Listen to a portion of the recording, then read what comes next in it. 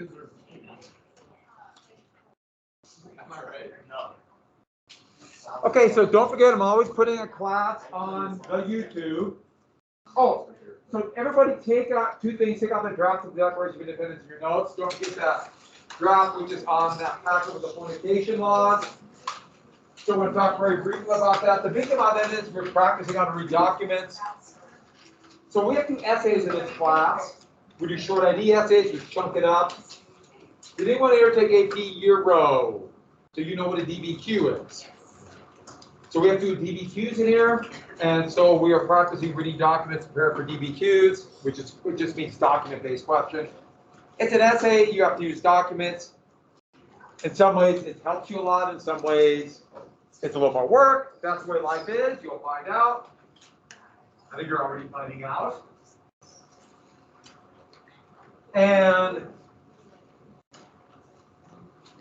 But it's important to be able to read documents all the time. That's why I really emphasized that about finding historical context yesterday. And remember, I went through those 4 big reasons why the United States declared independence. And don't forget, I told you that you'll have, for your test, I'm going to give you 4 choices. 4 choices for the short ID on the Declaration of Independence. You're going to have to answer 2 of them. One will be on the reasons why the United States would declare independence, and then the other 3 choices will be 3 parts of the philosophy: equality, rights, social contract. So this will fit under the grievances section.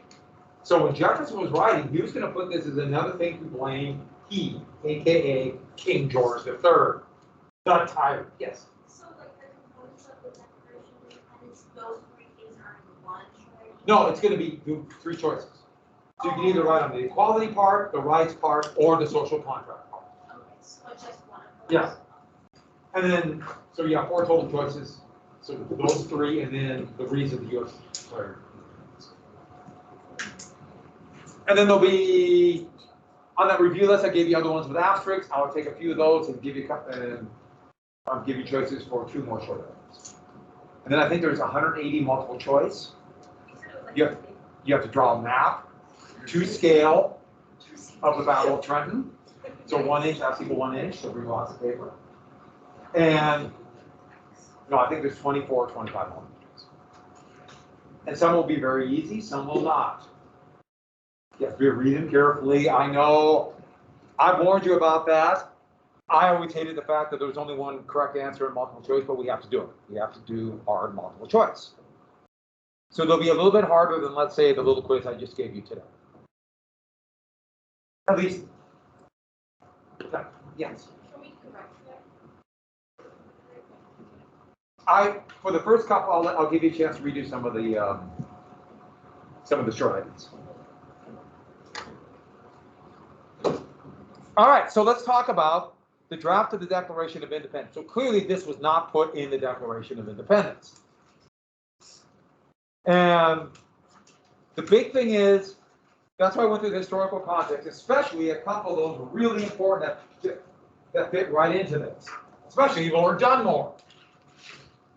So Jefferson is writing this.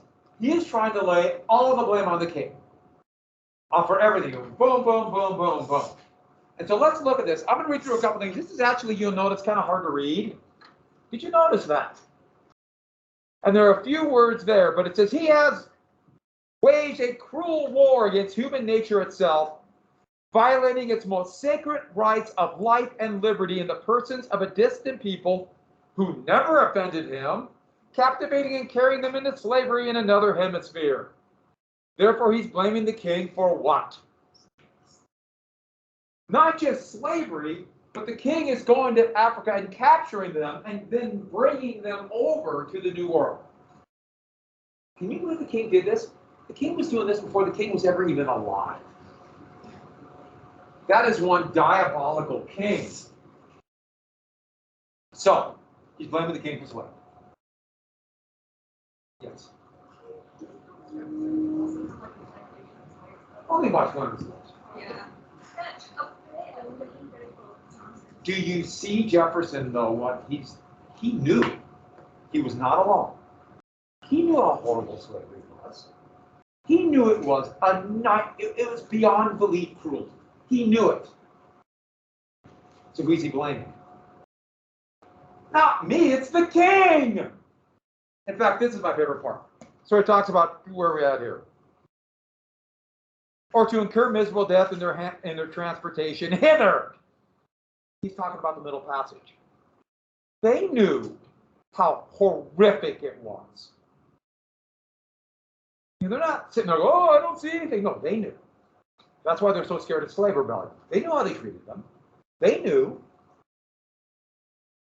This piratical, which is unfortunately not a word anymore, warfare, the opprobrium, which means basically this is what kingdoms like this do, of infidel powers, is the warfare of the Christian king of Great Britain. This is, he has prostituted his negative for suppressing every legislative attempt to prohibit or to restrain this execrable commerce. Prostituted, basically talking about he sold himself out for money. So, first off, what does execrable mean? Okay, I know. If you're not sure what execrable means, it means, do you know what excrement is? No? Do you know? Yes. Yeah. It's human waste. Yes, we'll go from there. So he's given it as big of an insult he can come up with. He knows exactly what it is. Which, by the way, would have been entertaining to have in the Declaration of Independence, but moving on. And who wants to ban it, but the king won't let him? He says, I'll repeat that. He has prostituted his negative for suppressing every legislative attempt to prohibit or restrain this execrable commerce. Who is Jefferson claiming wants to get rid of slavery? The colonies. He claims the colonies want to get rid of it, but the king won't let them. Do the colonies want to get rid of slavery? Not really, especially the colonies like, let me throw one out there. Virginia. So what is Jefferson doing? Lying. Yes, he's not telling the truth. He knows it. Everyone knows it, but he's trying to give their cause a more noble purpose, which, by the way, also tells you once again what slavery is like. So the king forced them back, we're going back to 1617 or 1619, forced them to have slaves. They didn't want slaves. The king wasn't even alive, but he's doing it.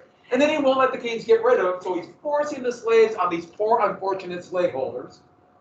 Because that's what he's saying.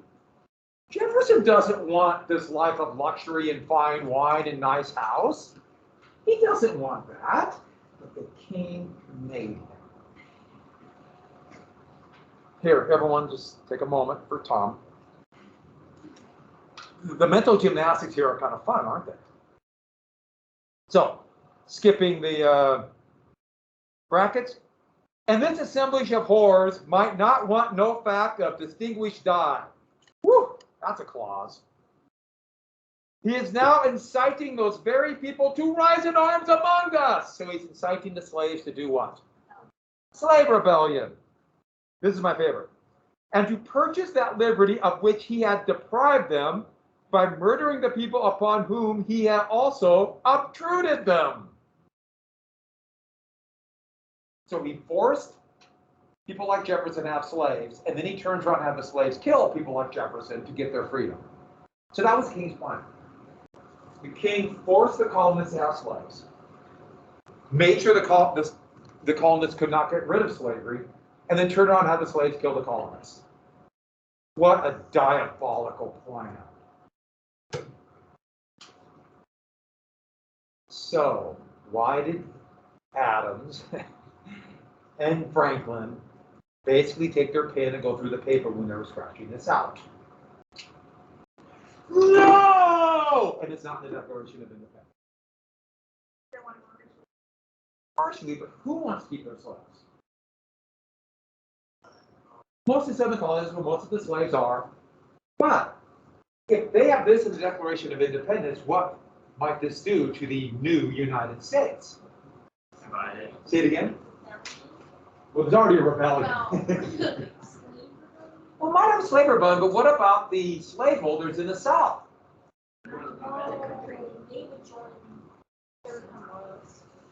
They might not want rebellion. If the country is going to be based on slavery is wrong, which isn't this what it's saying, that slavery is immoral? Might that break apart the new country? So the purpose was to blame the king for the immorality of slavery, and the reason it didn't work is because we have to bite the bullet and accept it according to those people. We got to accept slavery, deal with it later. Because they knew from the very moment, this is my blow the whole thing up, which it just about did. And we have never gotten over this. Kind of an amazing document, isn't it? If you think about it.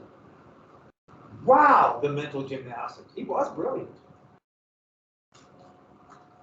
And so Jefferson didn't want to blame himself this way. But by making it immoral, could have blown the whole thing up. That shows you that they knew when they were drafting the Declaration of Independence and declaring independence, how slavery might tear the whole thing apart. Nobody really wanted to make that sacrifice, and they certainly were not taking the conditions of the slaves into account. Good document. I mean, that's an important one to read. We'll read another one. Yes.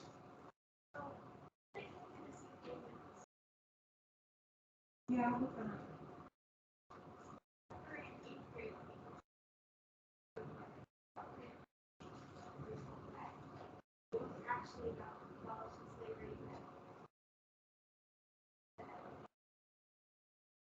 The South seceded and started the Civil War because of slavery.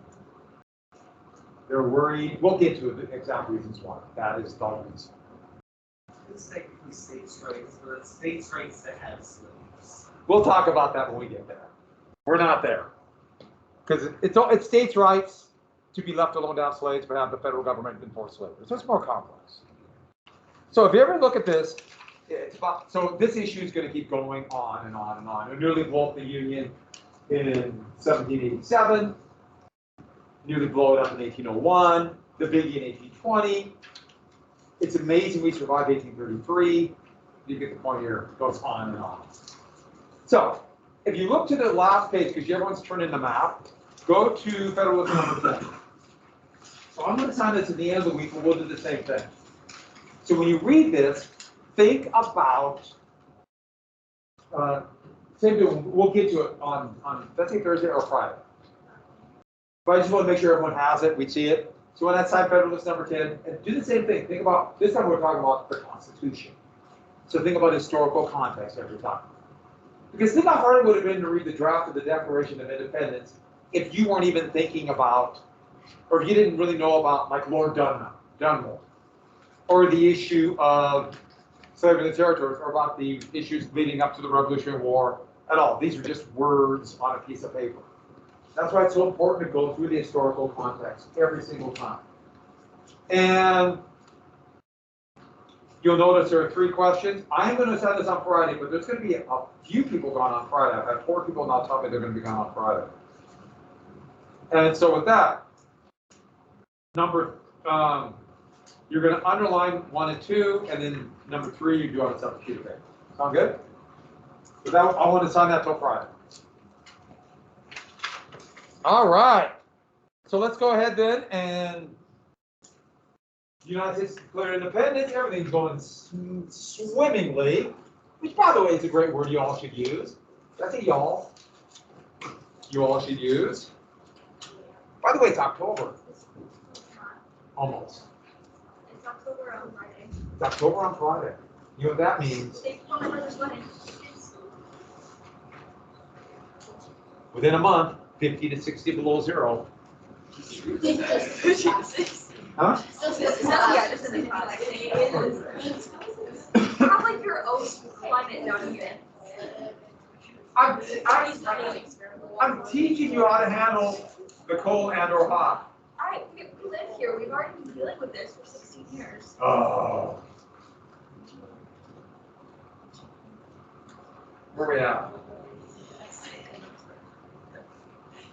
So, the United States is independence, and that's where the war ends, right? No. While that's going on, the British are preparing the largest amphibious operation in their history. What does amphibious mean? Water to land. Yes. I have kind of a weird question, kind of a question.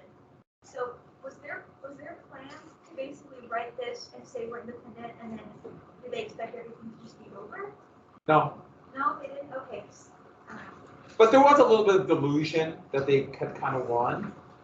Even though Washington knew, they had heard up here at Halifax was a massive operation over 100 British ships. And during William Howe, there's Howe, that's a very traditional pose. And they're coming. They're coming with a massive operation over 30,000 troops. His brother was the admiral of the Royal Navy, so it's really in the Howe family. And they're going to attack right in the middle, as they see, of the main populated areas of the colonies, but they're cut off New England. They're going to attack New York. Washington knew it. He went down from Boston with a few thousand kind of trained troops, but most of Washington's troops are militia. And Washington knows militia at best is bad. At least that's fighting. Doesn't mean they're bad people. Militia has a strange desire to live. And so at that, here's New York. And Howe's plan, land on Little Staten Island, jump to Long Island, then cross over to Manhattan Island. It's all right here. Washington is there in New York, and literally at the end of July, they wake up and see 100 ships in New York Harbor. Independence was just declared 4 weeks before that, and boom, the British are back. Washington does not know what to do. He might get engulfed and totally destroyed if he loses New York, but at the same time, he feels like he has to fight. Oh, here it is. So, in New York, Howe lands, Staten Island's right here, and Washington decides, well, they're going to have to take Long Island. Long Island goes like this. Here's Manhattan Island. Here's the Hudson. The channel of water between Manhattan Island and Long Island, they call the East River, even though it's not a river. So if you go to New York and they say the East River, it's actually the sea. So if you're lost in Manhattan, just take off east or west and you'll hit water. You'll still be lost, but at least you know there'll be water there. See? You're welcome. And by the way, this is all people now, but then New York City was basically right here. And this was all pretty rocky, mountainous, some farms, but mostly forests in Long Island. Once again, this is all people now too. And Brooklyn. And so Washington decided to take over 10,000 men and go on Long Island and defend a couple spots basically here and here. Howe landed in August with 30,000 men. Washington is outnumbered 2-1. And there'll be a sharp fight at a battle called Brooklyn Heights. And here's a very not very accurate watercolor from 1776 showing the battle. But Washington made a mistake he made all the time. Washington defended here and covered a couple passes here, but he left his flank wide open. Howe outnumbers him. So Howe could attack with 15,000 men, hold Washington in place, and then send 12,000 men all the way around this way. So you think about it, all Washington's men are facing this way, and all of a sudden here comes 12,000 men coming from this way. What happens? What did the militia do? Yeah, gone. The only thing that saved Washington's army at the Battle of Brooklyn Heights, it got dark. It got so dark in the forest, the British couldn't finish them off. In fact, there's a term for it. Washington would leave his flanks hanging there or hanging flanks. He wouldn't protect his flanks. He would do this at Brandywine. He did a little bit in Germantown. It was a problem he had for the entire war. He had not fought with armies like this. He was not experienced. He made mistakes. Tactically, he was relatively incompetent. Now, leadership does not necessarily mean you're a good tactician. The only thing, though, they escaped back to here. And Howe should have aggressively finished it off, but Howe's like, it's over. We can relax, bring up reinforcements, we'll finish him off anytime. See this little piece of water right here? The right across here is Kipps Bay. All the British had to do, put a couple ships here. Washington would have been bottled up. Howe would have swallowed that army up, and the revolution probably would have ended right there. That's all he had to do. But it was stormy. The water here is really rough. The channel's narrow. It's really rocky. So Howe didn't put any troops in.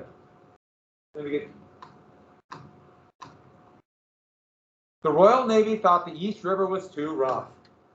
And Washington, using whale boats, 15 to 20 foot long rowboats, rowed by fishermen who were in from Rhode Island, Washington escaped. They got to New York. And it's one of the great what-ifs in history. Here's a stylized painting of that. Here's Royal Navy ships. Here's a stamp that was in 1951 about Washington saving the army. I mean, it was a horrible mistake. He never should have allowed his army to get bottled up on Long Island. But the British allowed him to escape. Yes. So, I'm looking like on the sheet and you say invasion of New York. Yeah, that's it. Is this what it is?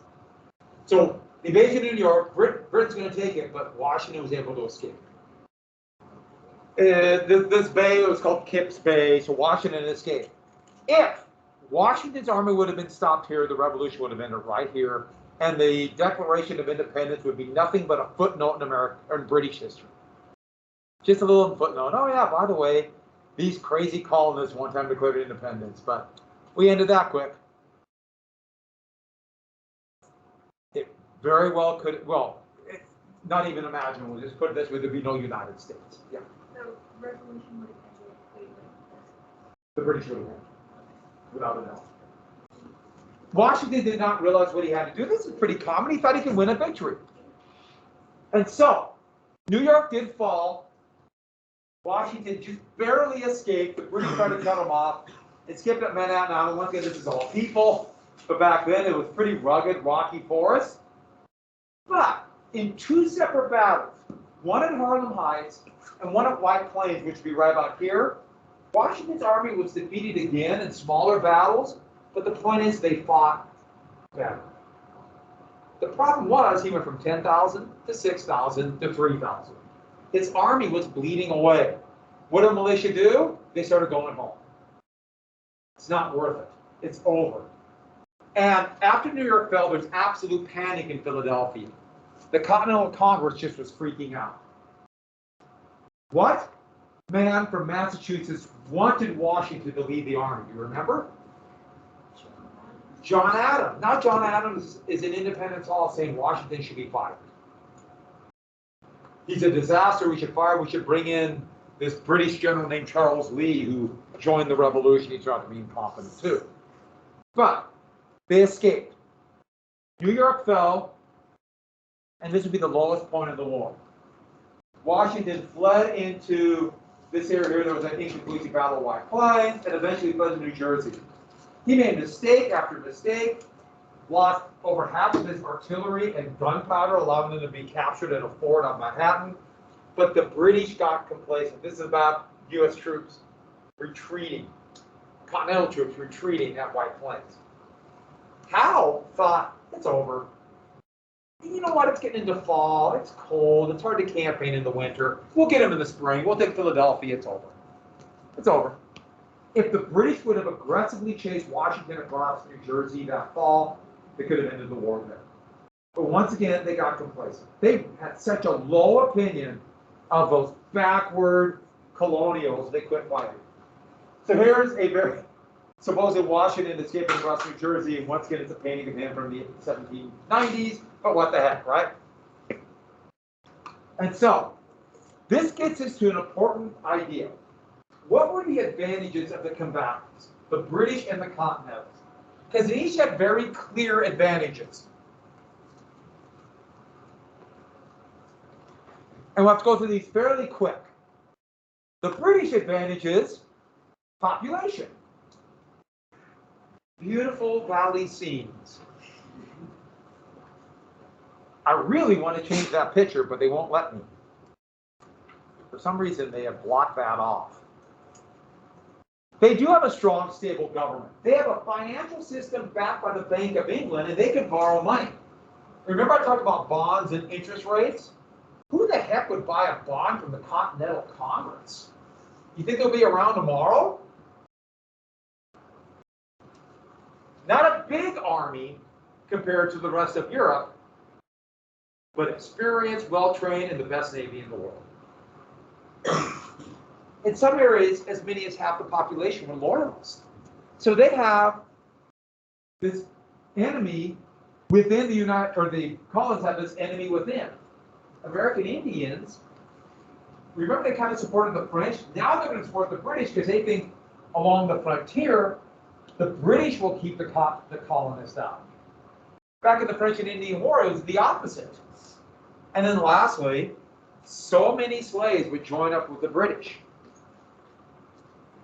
That's why you should really watch the comical movie called The Patriot, and have the slaves fighting with the colonialists against the evil British. It's amusing. And finally, they got freedom afterwards. Sorry, slaves. Has anyone seen The Patriot?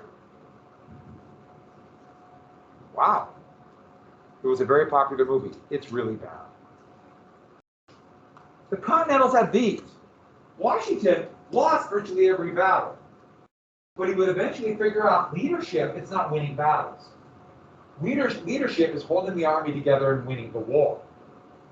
France, this enemy to the rear, threatening other British colonies, will be huge. Think about supply lines. The Continental Army doesn't have much supplies, but Britain has to bring everything across the Atlantic. The cause, if you look at this, what is the reason British soldiers are fighting? Because we have good credit? It might not be enough to get you to face taking a musket ball in the face, but it might get you to join up that cause of liberty. They're fighting on the defensive. They're fighting, they know the land. But the last two are the biggest. And Washington didn't realize this and nearly lost the war at Long Island. All they have to do is survive. Wars are political. Does the government and the people of Britain, do they have the will to stay in the fight? Eventually, they will go home. So all they have to do is stay fighting. They don't need to destroy the British Army. They just have to stay fighting.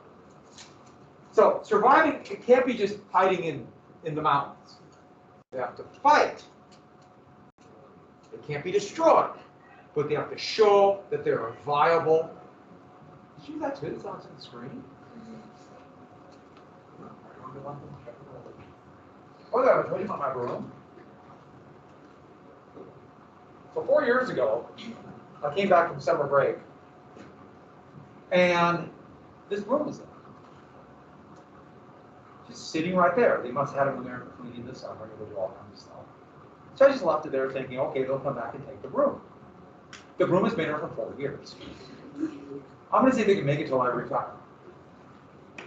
So the room just stays in. Why did they have a room? Why have a room? It always makes me laugh. Your room's right here. Okay. Fight. And the thing about it is that I'm not sure I just put various pictures of concerts I went to. Now I got to look at it. Now. That's New York. But with help from France, take care of the supply line, they had a chance. They could have a little bit of extra.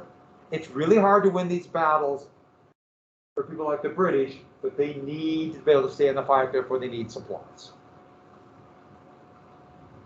but the British have to totally destroy. And the British never quite understood that either. That's how the United States will destroy American Indians. They totally destroyed them. And we will get to how they did that. So, after this, Washington is fleeing across New Jersey. I have to draw this. A map. So, here is New York. Here's Philadelphia. Right? Do you feel like you're there already? Here's New Jersey. Here is the Delaware River, straight as an arrow. If you're going to Delaware, it's just straight as an arrow. I'm making that up. But there's a road. Basically a track, like 2 wagon wheels, and there's no bridges in the colony. So north of Philadelphia, there's a ford, and then the road turns to Philadelphia. And this is a town called, I'll open up every pin, Trenton. So Washington fled here in the fall, and his army is deserting away. Men are going home. They think it's over. He has less than 2,000 men by the time he gets to here, and maybe 1,500 to 1,000 who can fight by the time he gets here. Half of his men don't have shoes, let alone any warm clothing for winter. They build a temporary quarters for the winter, but it's misery. They're out of food. I mean, the army's gone. But General Howe, instead of following aggressively, he just sends garrisons to the various cities, like Trenton and Princeton right here. And way out here in the middle of nowhere, he sends Germans from the Principality of Hesse. So they are the infamous Hessians. And they wore mostly green uniforms, so thus the green pen. Now, what does a mercenary mean? They fight for what? Money. Now, soldiers, when they join the United States Army, they fight for money. But what the loyalty for a mercenary, we think, is a loyalty to whom? Yeah, they only are loyal to themselves. So that's the difference. But the poor Hessians don't even get the money. They were sold by their king to the British. They are conscripted. That's what they call it in Europe. What do we call conscription in the United States? The draft is another term for it. And so these poor unfortunates, over 1,000 of them, were, against their will, sent to the New World as they saw the wild wilderness out in the middle of nowhere. And not only that, they're dropped off in this little tiny village that's out in the middle of nowhere called Trenton, where everybody there hates them. Nobody likes an occupying army. Nobody. Especially an occupying army that speaks a different language. Every country that tried to occupy someplace and they speak a different language are automatically hated no matter how hard they try. Gee, I wonder if that would be foreshadowing for American history. And just imagine if a bunch of Canadians, because can you really identify what language Canadians speak? They say A and stuff like that, right? So we'll finish this tomorrow.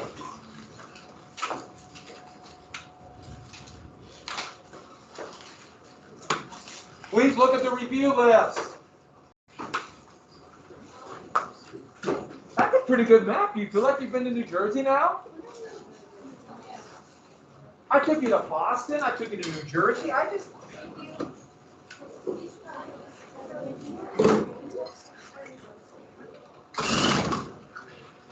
a good day. Right when you find work, hang by your thumbs.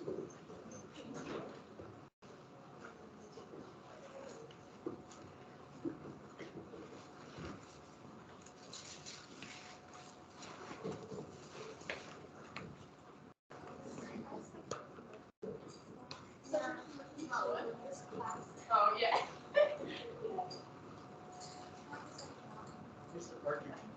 Are the notes on Teams or? I always put it on YouTube channels, as I said before, but it'll also be on Teams for third period. Okay. Thank you. Sure, let's see it.